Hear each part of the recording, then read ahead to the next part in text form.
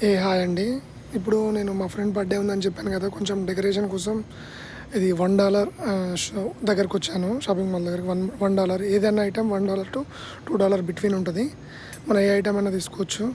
Like మేము balloons, like candles అవి కొందామని వచ్చాము. ఎందుకంటే $1 కదా, ఏం కొన్నా ఏం ప్రాబ్లం ఉండదని వచ్చాము.